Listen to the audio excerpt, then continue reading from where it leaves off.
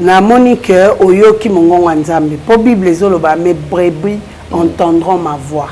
Donc le col a commis de la conscience que azonga mobali, ça veut dire que olingo zonga nzamba salela kiyo kolo eswa batela yo pe apambola yo. Et loko koki ko senga ezakara kisite. La première des choses que oui. Réparer avec Dieu. À réparer avec Dieu, à ça la repentance sincère. Parce qu'il y a côté qui déjà une abomination. Donc, à ça la repentance sincère, il y a que senga mawananzambe. Parce que délivrance, on est qui est dévolé. Et ça côté spirituel, na côté physique. On a géré côté physique. Côté physique, oui, côté spirituel, c'est Jésus-Christ lui-même. À réparer nanzambe. Et puis, à yebisinga, à banda musala yango ekipede, ça fait combien de temps? Na musala wana, et là qu'on y au remarquant na nzoto na yo oyo ebeba. Ozala awa tout comme à l'étranger pour ndekwana à déterminer, à détailler sur aza awa to azali banda. Soko zana kishasa, et ko senga ngana auto kutana, to solo la de vivre. Oyo bisanga côté nini ya yo ebeba d'une musala o salaka, et puis et là qu'on y a besoin pour nanzoto nao et sala. Ça c'est une chose. Mais si on a à l'étranger, ça le langue voice avec tous les détails pour naïeba traitement. Je suis sûr que traitement na et aux amoulaï. Parce que le fait que moi na mobali azo yamba mai ya muninga na mobali na organe ya mobali eza na place moko te mai wana kekiko keko panzana to ebimela ezate. Il y a une voie de sortie.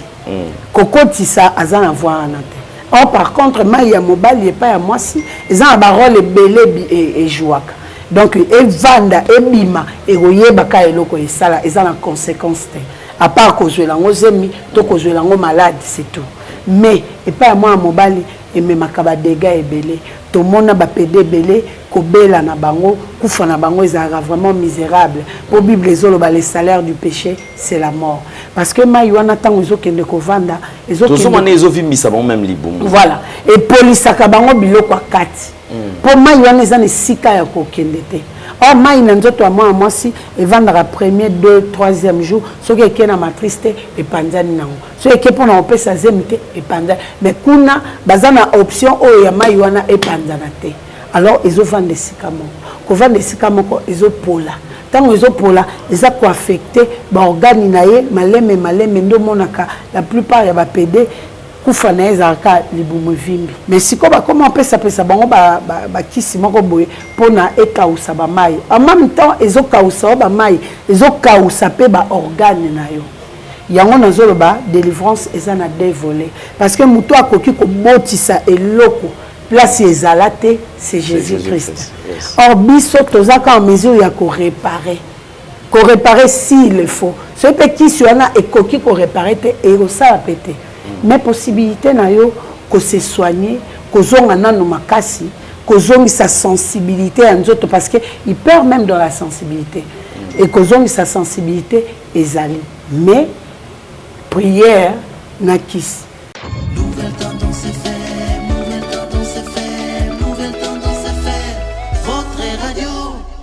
Cabinet de santé nationale puissante chez Dr Cathy Munga. Comme on a sœur Cathy Munga, nazali naturothérapeute, nazali kosura bandeko bazali na bokoni ndenge na ndenge au moyen de plantes naturelles. Bandeko bazana ba problème ya ba hémorroïdes interne tout comme externe, infection urinaire, prostate, azoospermie, obota ezalité, rhumatisme, nerf sciatique, gouttes, règles douloureuses, glaucome, vision floue, motopathie intense, sinusite, awa nazana kati ya laboratoire. Awa nde bisika na séchaka ba plante, banzete, ba makasa ya ndenge na ndenge, depo na nga yango yo esika na salaka ba formule na ba solution na nga. Merci na équipe mobimba ya maison chez Cathy, en particulier Joyce Bolaba. Tozali bongo na commune ya Ngaliema, quartier Kinsuka Pêcheur, avenue Maïndombe, numéro 99. Référence carrière Kari Grèce. Le Biko Nabino et Sengo Nabiso.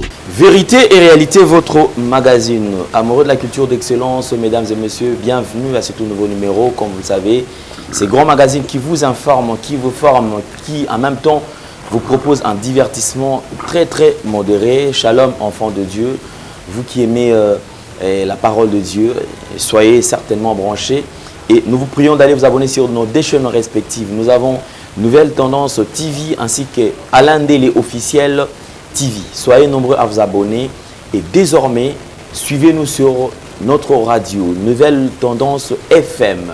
Vous pouvez télécharger notre application. Allez sur Play Store ou soit App Store. Vous pouvez tout simplement écrire RNTFM, donc qui veut dire nouvelle dans R radio, N nouvelle, T tendance, FM en un mot, et télécharger, c'est là d'ailleurs, et vous aurez tout le temps tout ce que nous aurons à poster comme émission, nos lives sur la radio en tout cas, et Dieu va vous bénir. Alors soyez nombreux mesdames et messieurs, comme vous le savez, faites le maximum de partage, faites des commentaires positifs, beaucoup plus de likes, et cela nous fera énormément plaisir. Nous prenons le tout premier élément de ces grands magazines, c'est la Fondation Ndélé au cœur de la nation. À travers cette opération qui a été initiée, qui a été mise à votre disposition. Et aujourd'hui, nous continuons à vous dire que bientôt, c'est le mois de décembre, de la période de festivité va commencer. Alors nous allons partager tout ce que nous avons avec ces orphelins. Prenons l'élément et nous allons nous retrouver tout juste après. Donc, parce que cette fondation qui est dirigée par Maman Marie M5 ainsi que votre humble serviteur Alain Délé. Suivons. Entre les Républiques démocratiques du Congo face à cette équipe de Niger. Bonsoir, bonjour. Comme vous avez pendant délivrance, journaliste sportif. Je remercie M.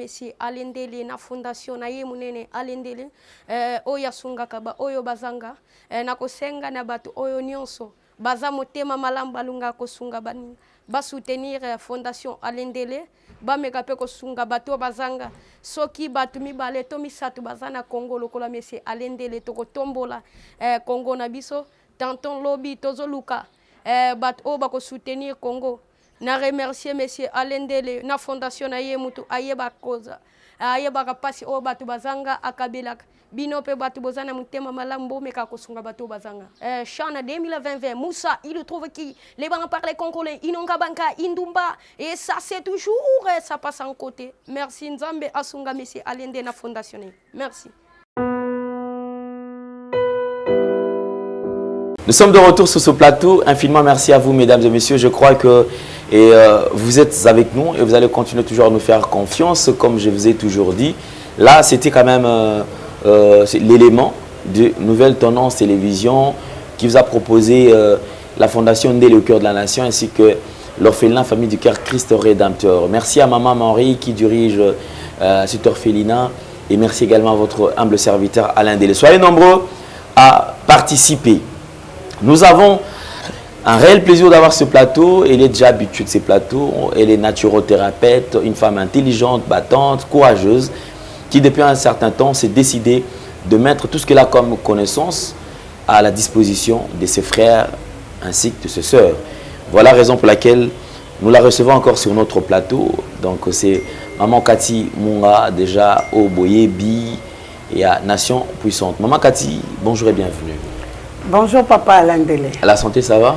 De la tête jusqu'à la plante de mes pieds, tout va bien. Tout va très bien.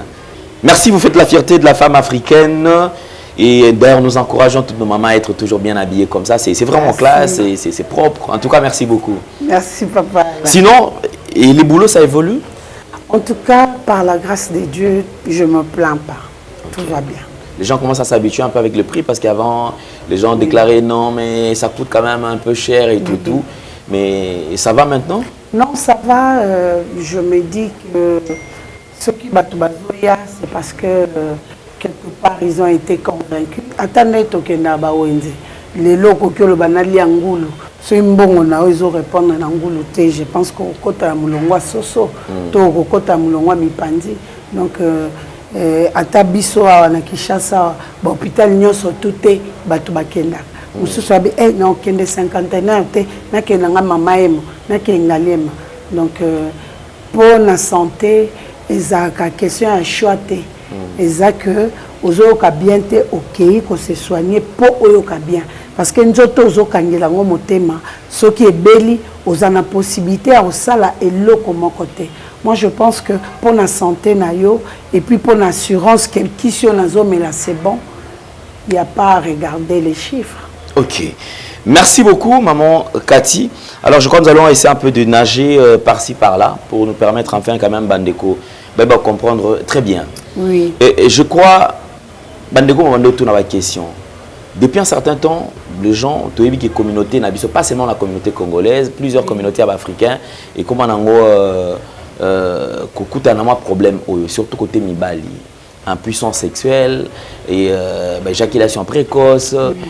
Alors, pour qu'il y ait vraiment un acte, et c'est un cas qui nous besoin de triquer match, c'est-à-dire il faut à midi,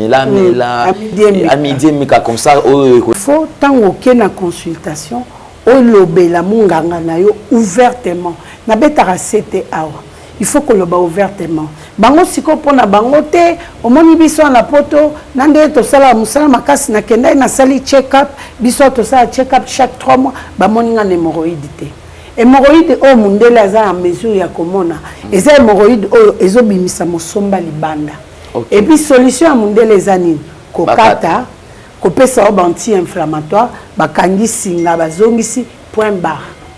Oh, et résoudre le problème te. Le fait que Ebima, c'est parce qu'il y a eu en quelque part problème ezali. Maladie moko ezali o esali que ebimisa mosomba.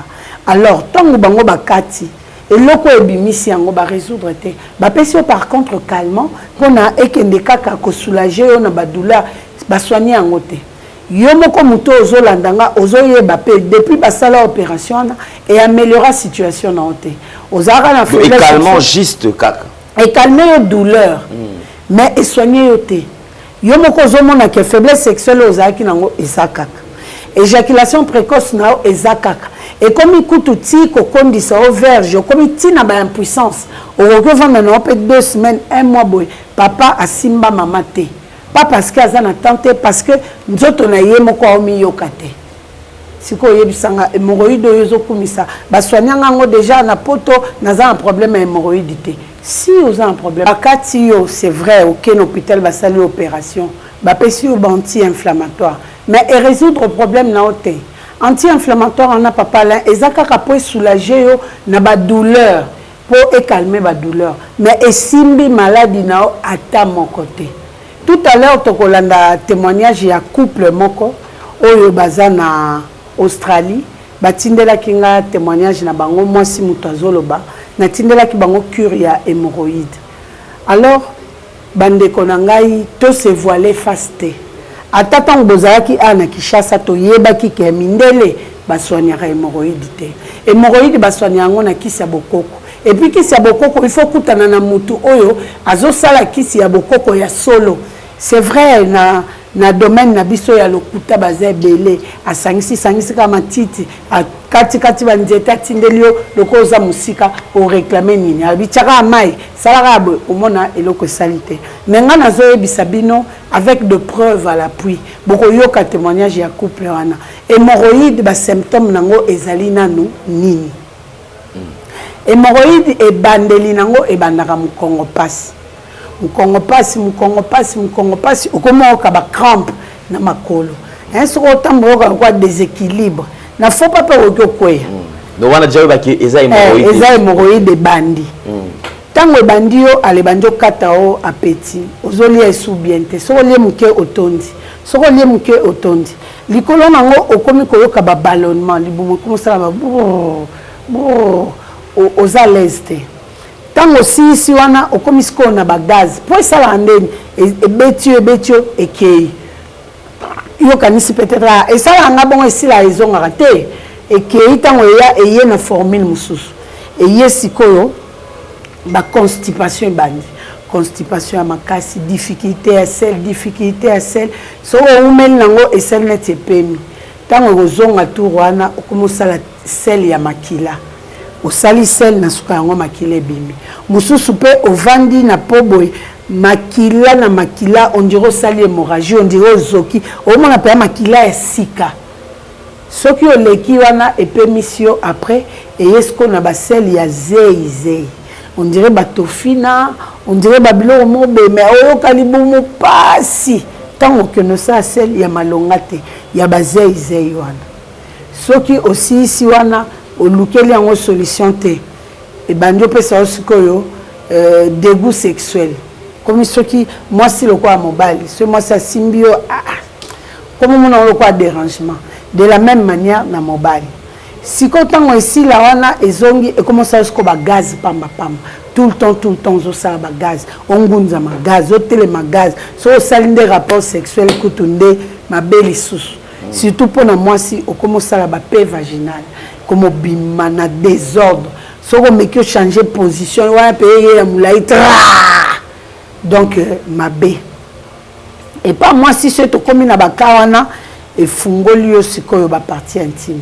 Élasticité na oya bon moi si ici et comme ko sala ba sécrétion moko lokola jaune ezo sala moi solo ba mai moko boye mais mai ngozo sala solo ezo sala mabe bozaki na intimité na mobali na yo et comme na moment qui ta cave bou a matière changer boule ba monter na je m'appelle moko ba o bazara soni pour avec c'est na bosani na zana rendez-vous moi il faut na ken moi solo kaltani à soit à cause le mot non qui me te bête pour qu'à raconter cavité parce que solo wana est bêti et ça solo ya ba mayoyo ezobimao et pas mobali sikoyo et comme ko salo ba délestage na érection matinale au monde lundi drapeau télémi mardi mercredi et l'autre côté le pays est en deuil.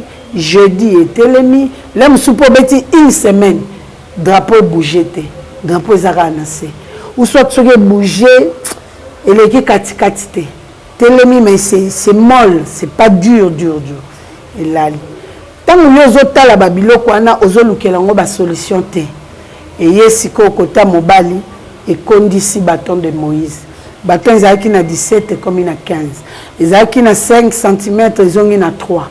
Et comme kozongi sawa côté à moi si kofungwa na liboso na sima tango si bongo et comme si osko mai oba mi bali moi si wana penja foko abiloko wana sara pona ndengwa et pas mobali ezo sa ba réaction mususu et pas à moi si pe ba réaction mususu na suka nango sikoyo okomi na impuissance sexuelle, éjaculation précoce, faiblesse sexuelle.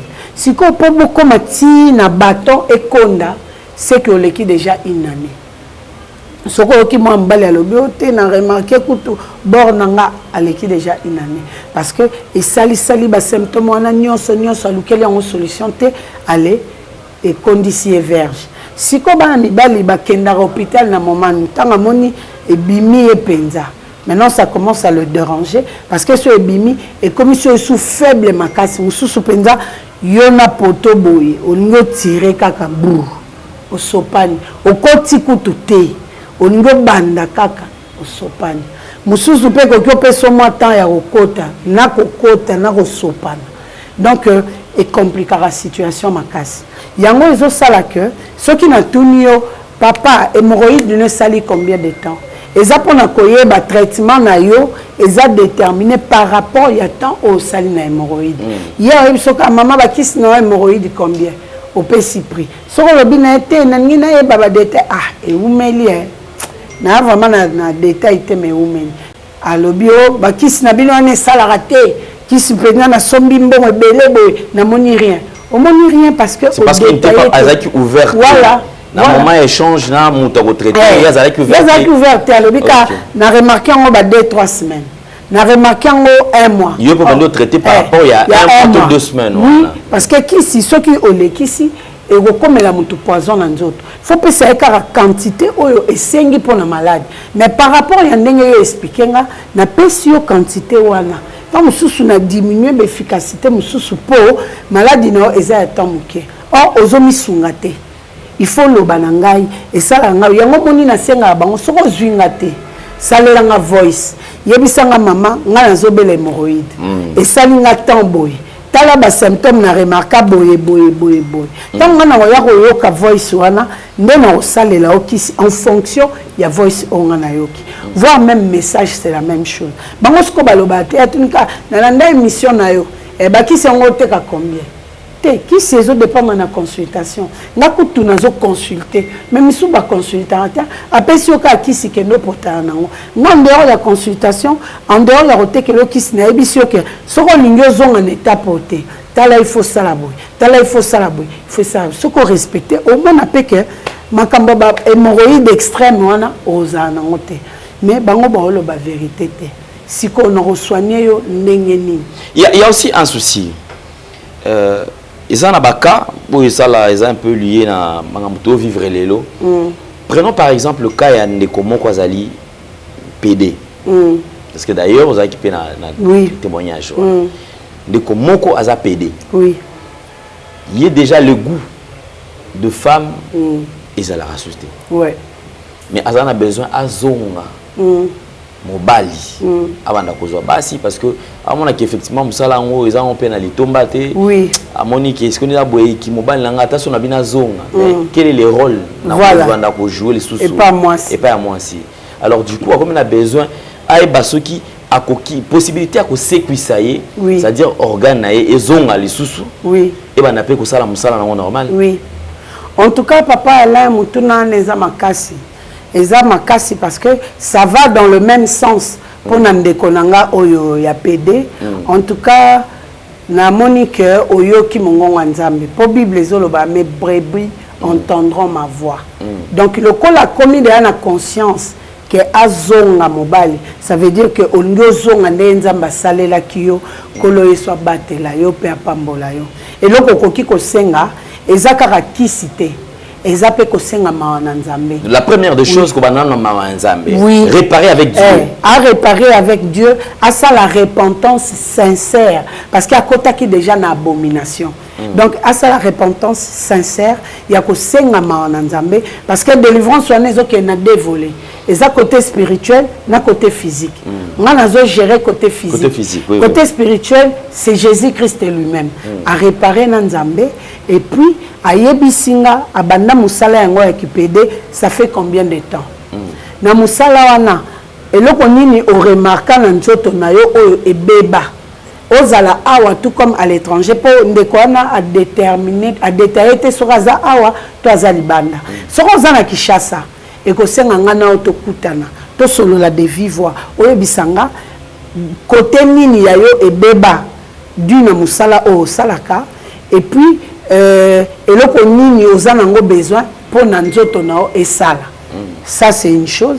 Mais ce qu'on a à l'étranger, ça le langue voice avec tous les détails pour naïeba traitement. Je suis sûr que traitement na et aux amoulaï. Parce que le fait que moi la mobali azo yamba mai ya muninga na mobali na organe ya mobali eza na place moko te mai wana kekiko ko panzana to ebimela ezate. Il y a une voie de sortie. Kokotisa a une voie en tête. Or, par contre, il y a mobile, il n'y a pas à moi si. Ils ont un barol et belé et jouaka. Donc, et vanda, et bima, et roye baka et loko et sala, ils ont la conséquence. À part que je l'ai zemi, que je l'ai malade, c'est tout. Mais, et pas à moi à mobile, et même à kaba dégâts et belé. Tout le monde a pédé belé. Kobela na bango, kufa na bango, ils sont vraiment misérables. Pour Bible, les salaires du péché, c'est la mort. Parce que maïwana tango ils ont kende kovanda, ils ont même libum. Voilà. Et police akabango biloko akati. Pour maïwana ils ont des sika ya kokendete.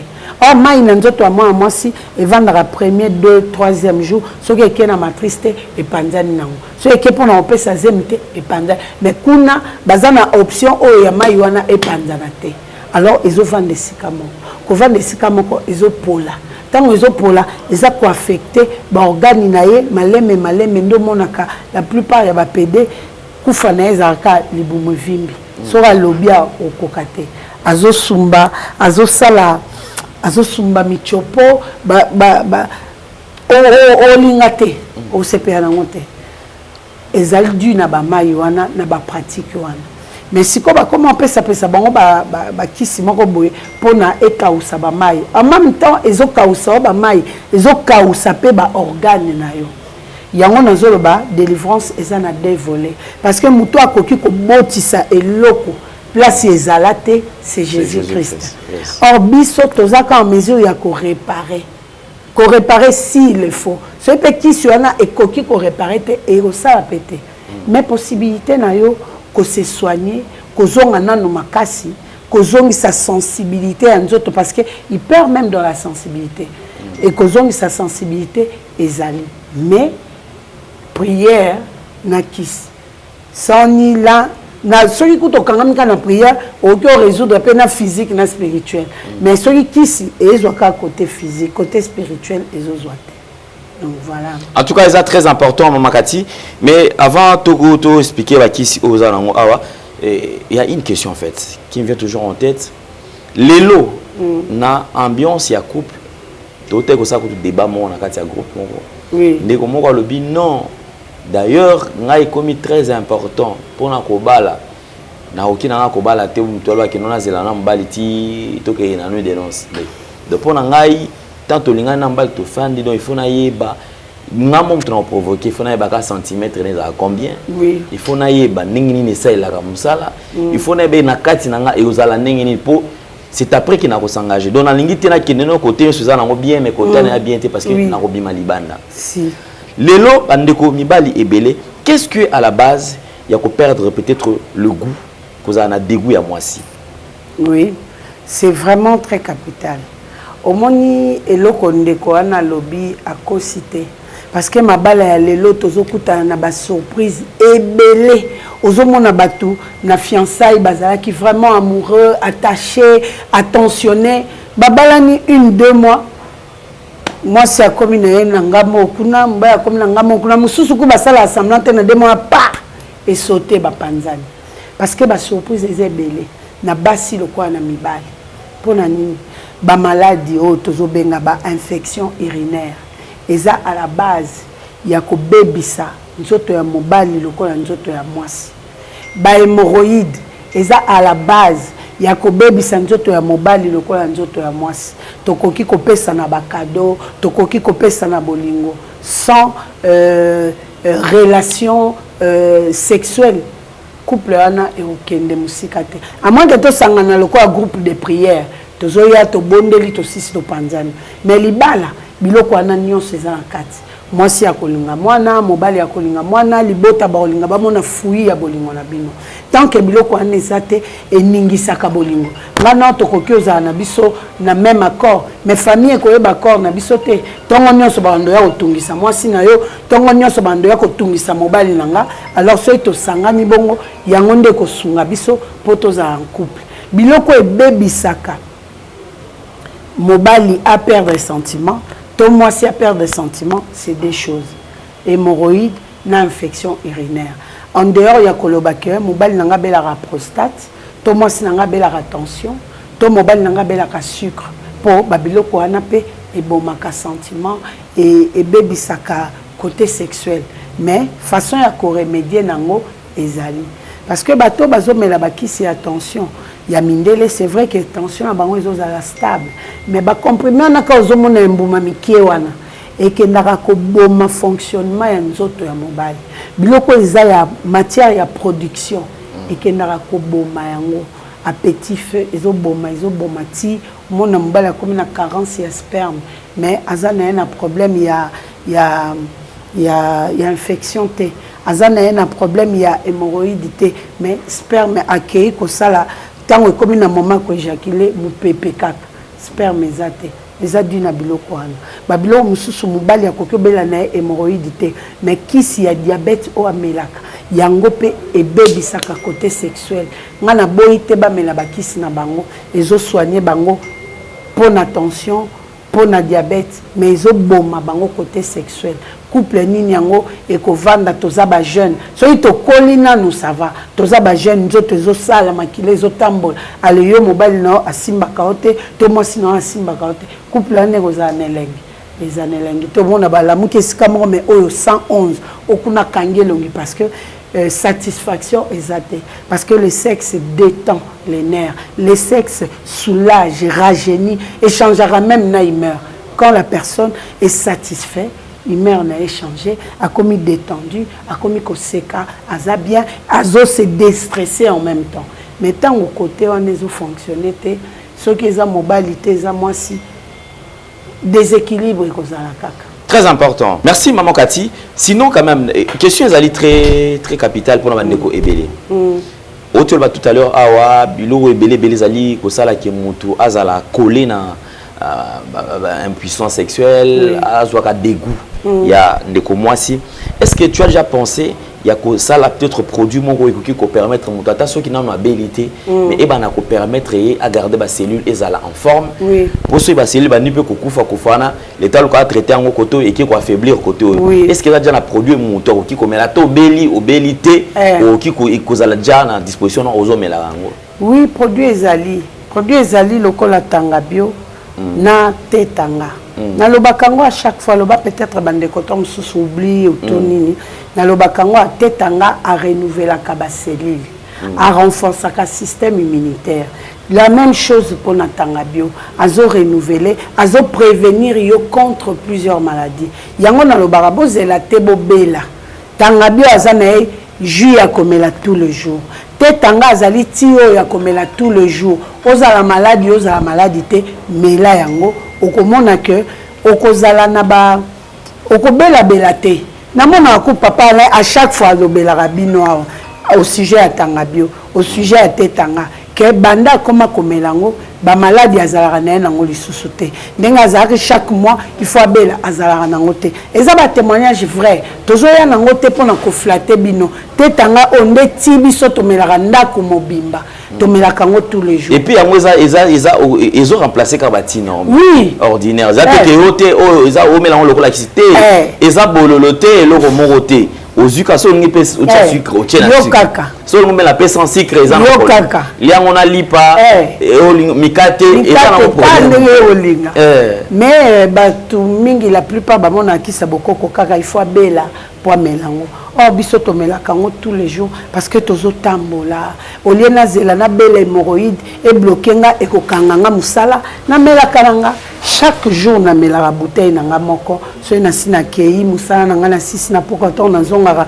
pona lia na lié na melita nga bio na nga na kekolala yango moyen na tomber maladie ya hémorroïde ezate parce que je préviens na tongo na melaka tetanga pour na ndenge na lobaka mingi na téléphone o yamba téléphone o sala émission au consulter ça fait mal à la tête yango moni na melaka tetanga tous les jours pour et détendre kanga ba nerf sinon na kozala de mauvaises humeurs o yambi tellement téléphone ça fait mal et puis au comme insolente na téléphone yango moni na melaka tetanga tous les jours yango na ko conseiller bino bandeko papa bandeko mama bomelaka tetanga bomelaka tanga bio ezaka lokolo zomela Lipton mais en dehors de ça eza na ba option ebele ou ezo protéger contre les maladies. Effectivement, merci beaucoup. Maman Cathy. Oui. Ah, tu allais bandeko raté wana alati la masika pour moni les bandeli to bandaki kaka na moyen de bord opesa moi sens ne lokozo sala sikoyo vraiment na komi ko kota penza na ba détail combien même soutien na zuna no soutien ya gouvernement te na zuna soutien ya beda shooter na zuna no soutien ya homme d'affaires mon côté na zaka na soutien Jésus-Christ nde nazo améliorer muke ezaka kayango kande to lobaka tozala na tetanga A na tetanga B tetanga A eza nango pour tout le monde tetanga B eza pona batu ya tension na batu oyo baza na problème ya diabète.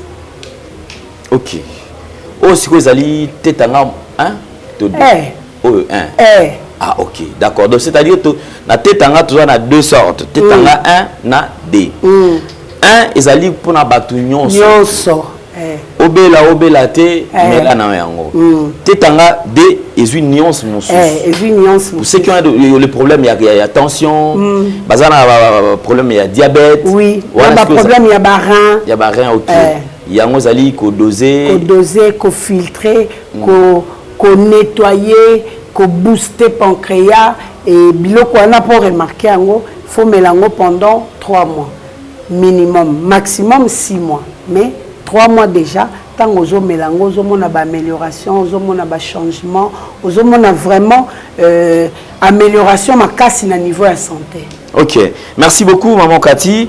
Ah, tous allez notre ami de tout le temps, Tangabio Plus. Au Tangabio Plus, ils allaient dans la qualité.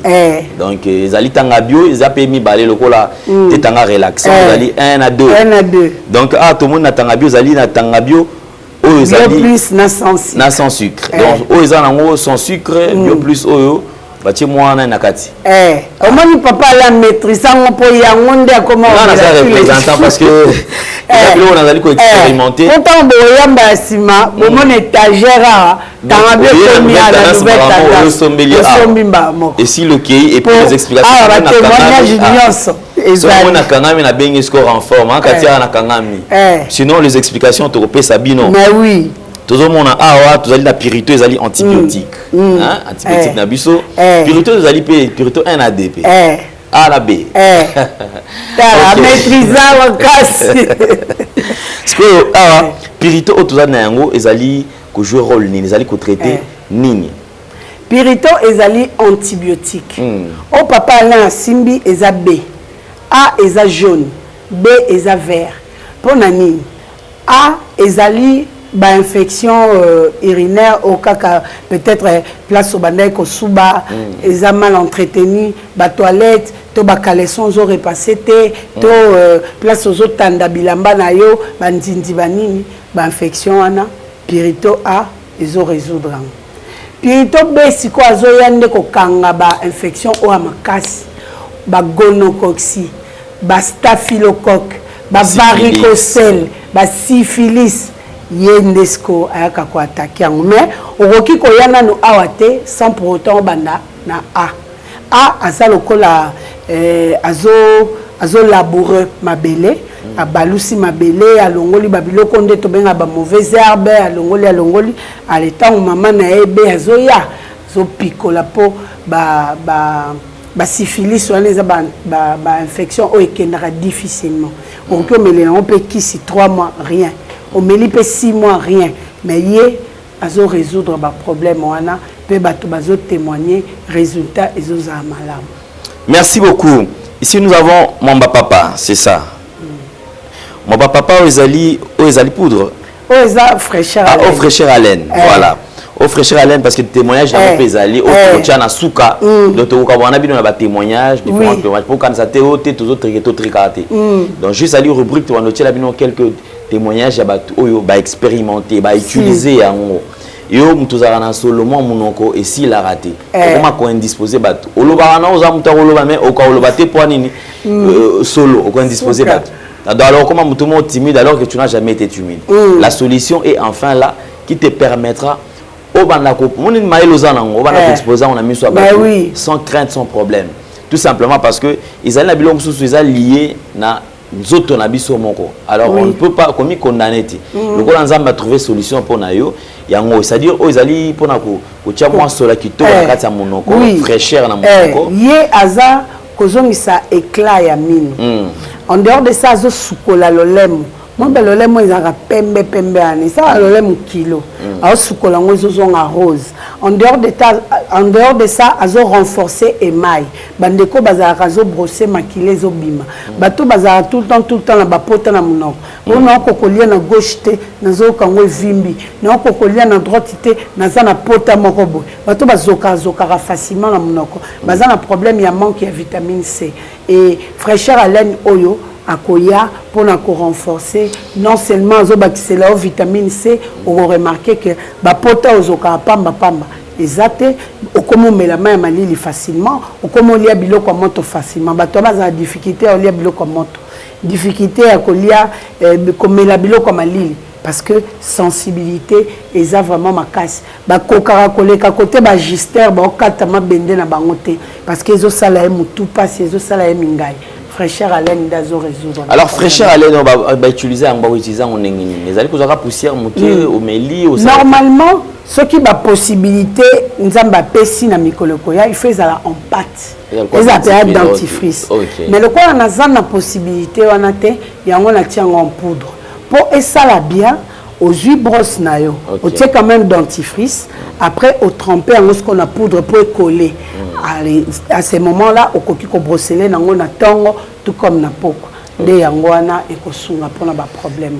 OK, merci beaucoup maman Cathy, je crois que nous avons des explications en ce qui concerne détails produits autozana. Alors nous passons à une deuxième partie où vous avez le temps d'expliquer certaines choses par rapport à l'expérience, dans la question à toi tout nayo au biso tozala raté. Lors de la consultation et tout, occupé au ça échange, partage na bandeko bazotala.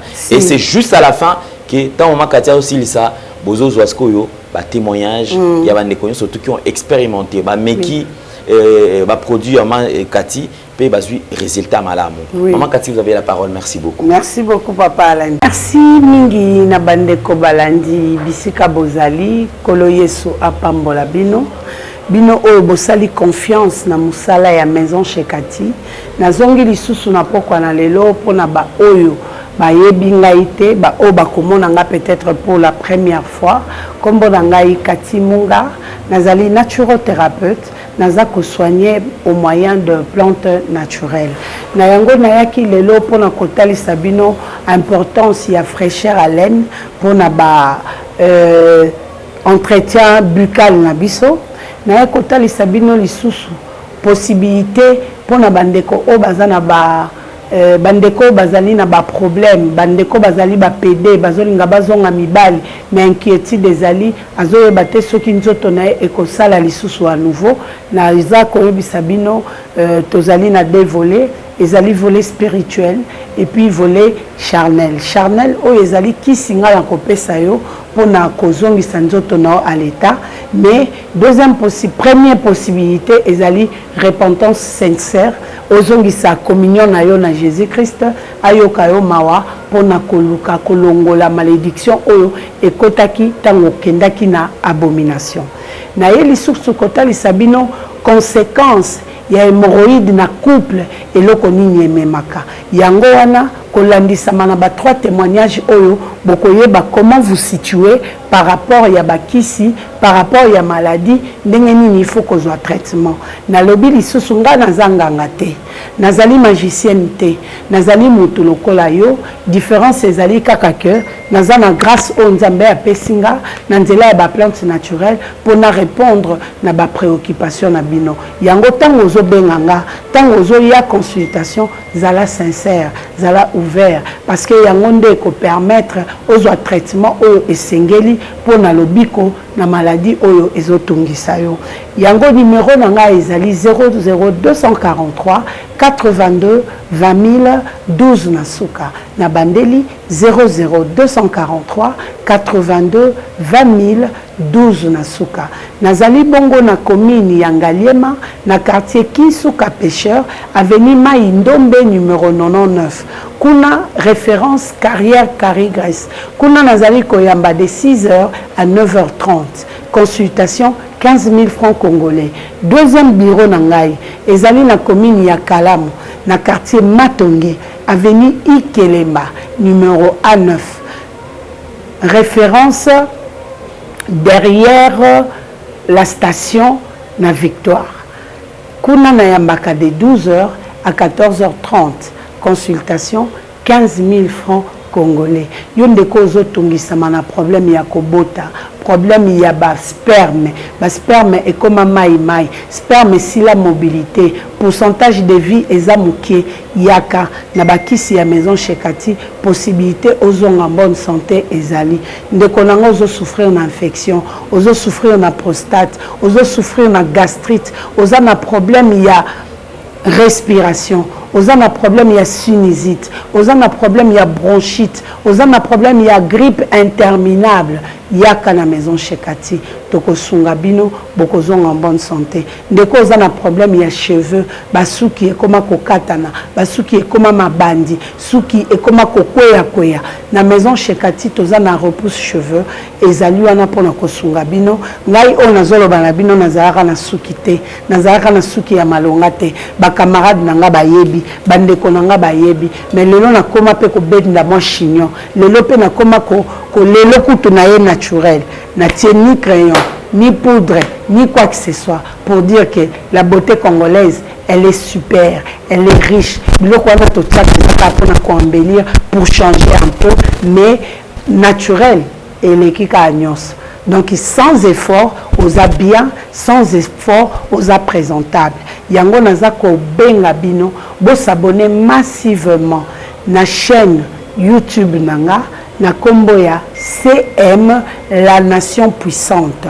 Na bandeli CM la nation puissante, bo s'abonner massivement, bo liker, bo partager pour permettre na bande nyonso bazala informer au sujet ya ba produits naturels au ezotekama na maison Shekati. Objectif na biso ezali la santé pour tous. Tozo ya wana kaka pour na kopesa sourire, tozo ya wana pour na kopesa espoir. Place hôpital moderne a ebisio c'est fini. Biso na kati ya Jésus-Christ tolobi que ça va encore. Donc yaka ko désespéré te au betisami mabaku na bakisi ya ndenge na ndenge na nayebi que Jésus-Christ a échoué à Kate. Yende aza chimiste numéro 1 ya maison Shekati. Donc il faut koye okozala desute. Na yango nazo pesa merci mingi na équipe ya nouvelle tendance pour l'accompagnement na bino na musala nanga. Merci na famille Munga, na famille Sengambo, na famille Mukoka, bino batu bondima kozala ba kobai ya maison Shekati pour na musala ekende liboso. Merci lisusu na équipe mobimba ya maison Shekati pour na musala kitoko ongai na bino tozo continuer kosala ensemble. Merci particulièrement na évangéliste Michel Ekouchou pour l'apport na yo na musala nanga. Merci lisusu na famille Cursis Honorum, ma famille de l'Isifa, je vous salue pour le soutien à Bino, pour na mabota nyonso o bosalanga confiance. Ce qui kolo Yesu Christ azongite, ndeto monani lisusu mbala ya sima. Bye bye.